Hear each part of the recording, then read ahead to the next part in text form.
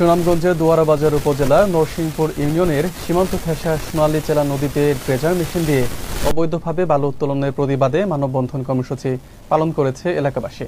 মঙ্গলবার বিকেলে চায়েরগাঁও খেয়াঘাট এলাকায় এই মানববন্ধনের আয়োজন করা হয়। বিস্তারিত থাকছে আবু বকরের তথ্যচিত্রে। মানববন্ধনে বক্তারা বলেন, ইজারাদাররা সরকারি নীতিমালায় তোয়াক্কা না করে একাধিক ড্রেজার বসিয়ে অবাধে বালু উত্তোলন করছেন। এর ফলে নদীর তীরবর্তী বসতি, কৃষিজমি ও বিভিন্ন স্থাপনা হুমকির মুখে পড়েছে। বর্ষাকালে পাহাড়ি ঢল ও বৃষ্টিপাতের কারণে নদী ভাঙন ভয়াবহ রূপ নিতে পারে বলে আশঙ্কা করা হচ্ছে।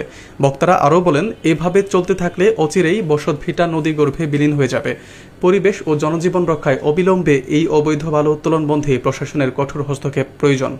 মানববন্ধনে স্থানীয় ফজলু মিয়া, রমিজ উদ্দিন, আব্দুল আলী, মোস্তফা মিয়া, মানিক মিয়া, আবু বকর সহ অর্ধশতাধিক এলাকাবাসী উপস্থিত ছিলেন।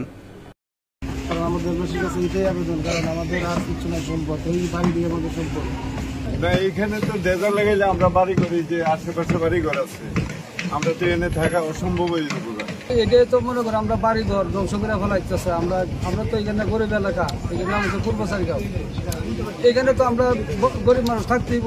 এখানে সরকারের লিজ দিয়েছে বালি উত্তোলন করে নেওয়ার জন্য, কিন্তু তারা কোন নিয়মে ডেজার এখানে ফিটিং করেছে, ডেজার দিয়ে অনিয়মে, যদি নিয়মের ভিতরে থাকে সেটা তো আর সরকারের বিরুদ্ধে আমরা যাইতে পারবো না।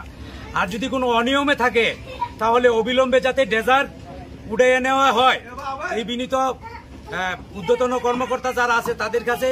আমাদের এই বসতবাড়ি বর্ডার অঞ্চলে পাহাড়িয়া ডল এমনিতে আসার পরে আমরা খুব ঝুঁকির মধ্যে থাকি। অবিলম্বে যাতে এই ডেজার মেশিনগুলো উড়িয়ে নেওয়া হয়।